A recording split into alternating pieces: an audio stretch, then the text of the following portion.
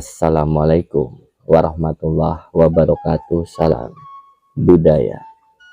Jumpa lagi para sedulurku semuanya di seluruh Nusantara di dalam channel Saung Mas 81, channel yang menceritakan tentang sejarah para leluhur kita, orang tua kita yang soleh dan soleha, dan juga amal serta spiritual yang saya jalani secara pribadi.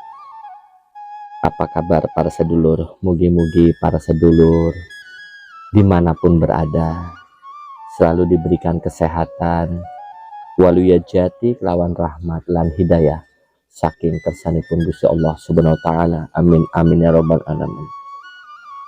Izin para sepuh, saya ingin menceritakan tentang sejarah Hotel Wilhelmina, hotel mewah di zaman kolonial Belanda di kota Cirebon.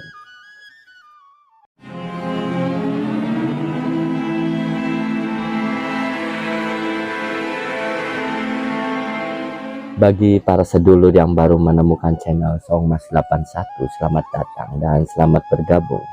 Bagi yang sudah mensubscribe, like, serta menjalin komunikasinya melalui komentar, saya secara pribadi mengucapkan matur suwun sangat. Mugi-mugi rezeki para sedulur yang jauh didekatkan, yang di atas diturunkan, yang di bawah dinaikkan, dideraskan bagaikan air jam-jam yang terus mengalir tiada henti. Amin amin ya robbal alamin. Bismillahirrahmanirrahim. Jalan-jalan para sedulur, musim hujan, banyak sekali bencana.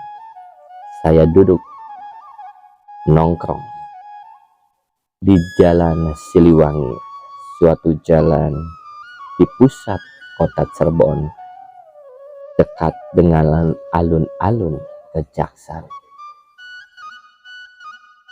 Saya bertemu dengan orang tua, dalam arti tokoh masyarakat di situ. Beliau menceritakan bahwa tempat parkiran ini dulunya adalah sebuah hotel yang terakhir kali namanya itu adalah Grand Hotel Cirebon. Beliau banyak bercerita para sedulur. Sayang dalam arti apakah ketika penghancuran hotel itu belum ada terbentuknya suatu badan atau suatu instansi yaitu tentang cagar budaya. Kalau sekarang sudah ada ya para sedulur, tapi mungkin apakah pada saat itu belum terbentuknya cagar budaya, tidak hanya berupa kita di makam-makam saja untuk agar tidak hilang dari peradaban ini, tapi juga dalam bentuk bangunan-bangunan. Karena di Cirebon itu sendiri banyak sekali bangunan-bangunan tua, contoh di BAT, dan juga bangunan yang dipakai sekarang oleh bank-bank swasta, bahkan Bank Indonesia.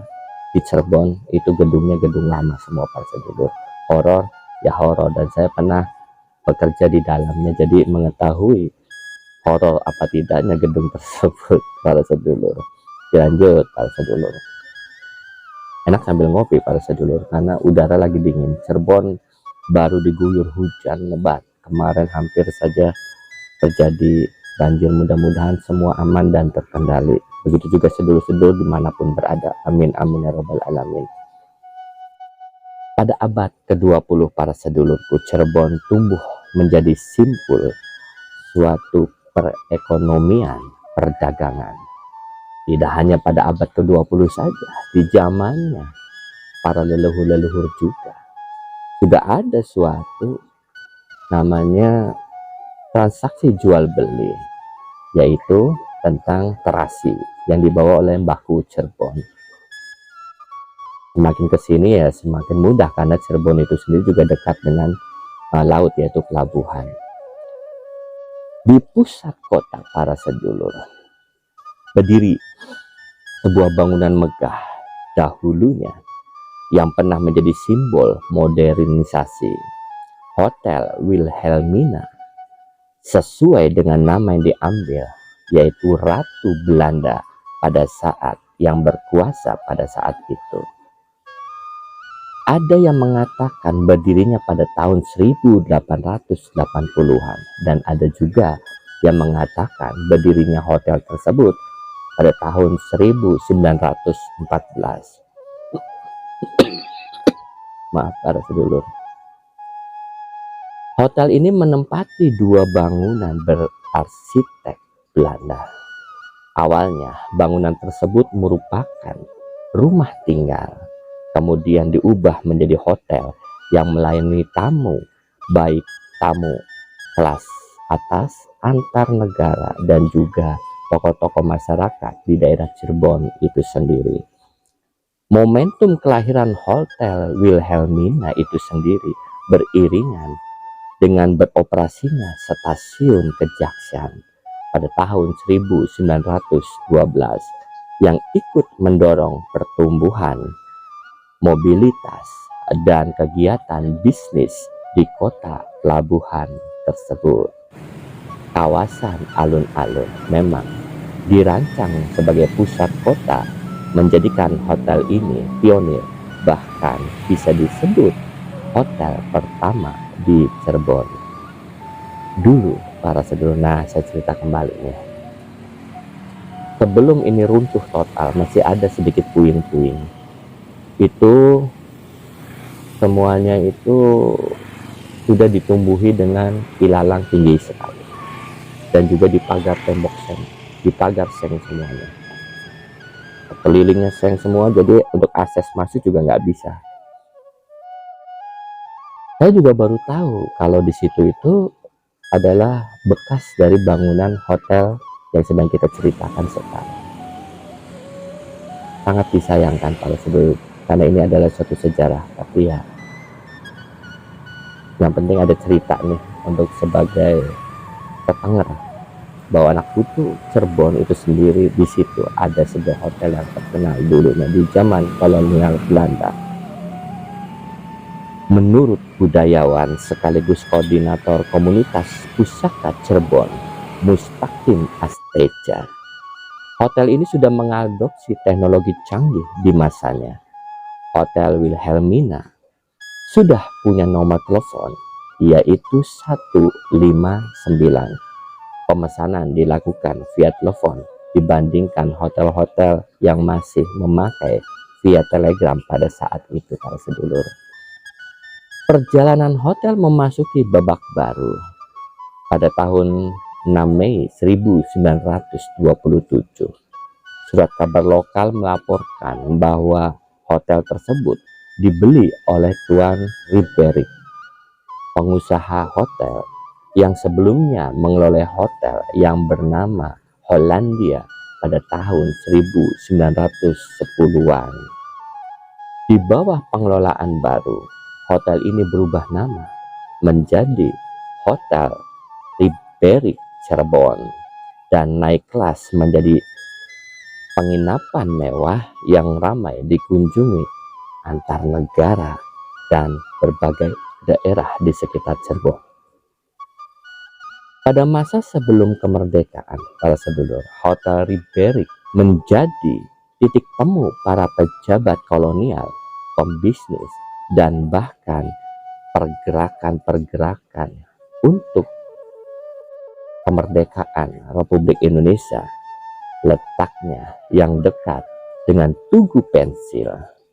Tugu Pensil itu adalah suatu tugu monumen pembacaan proklamasi versi Cirebon pada tanggal 15 Agustus 1945, semakin menegaskan posisi hotel ini adalah salah satu sejarah kota Cirebon. Hotel Wilhelmina atau Hotel Ribberik atau Grand Hotel Cirebon merupakan salah satu hotel di pusat kota Cirebon, tepatnya di samping alun-alun Kejaksan. Konon hotel yang termegah pada zamannya pernah mematok tarif 7 hingga 16 gulden per malamnya. sekitar tahun 1880. Dalam perjalanannya, hotel ini sempat menjadi markas dari pergerakan Laskar Merah pimpinan Muhammad Yusuf pada tanggal 12-14 Februari 1946. Kemudian Tentara Keamanan Rakyat atau TKR menyerbu Grand Hotel untuk menangkap Laskar Merah termasuk pimpinannya.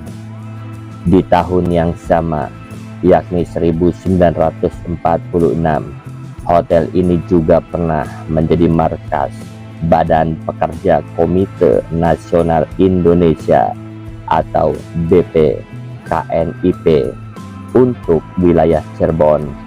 Hotel ini juga bahkan menjadi tempat berkumpulnya para tentara Belanda saat militer Belanda pertama tanggal 21 hingga 27 Juli 1947 di Cirebon.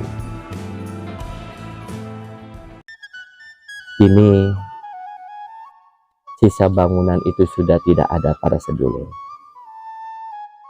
Bentuk fisik sudah lenyap rata dengan tanah.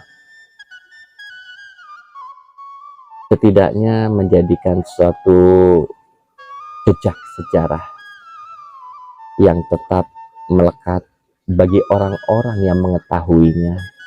Dan setidaknya saya membuat ini agar anak putu Cirebon terutama mengetahui bahwa di situ ada suatu sejarah yang sudah rata dengan tanah, tak ada bangunan, hanya sebuah foto-foto dan juga cerita.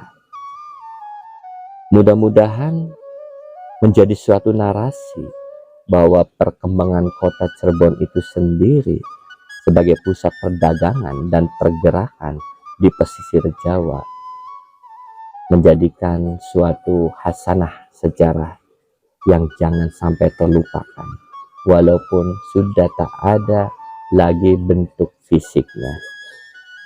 Itu saja para sedulur, mudah-mudahan menambah suatu wawasan terutama untuk warga Cirebon itu sendiri yang baru tumbuh era milenial katanya bahwa di situ ada suatu sejarah yang jangan sampai terlupakan. Kula pamit para sedulur, mohon maaf jika ada suatu keseliruan munalan munikula. Kula pamit. Assalamualaikum warahmatullahi wabarakatuh. Salam budaya.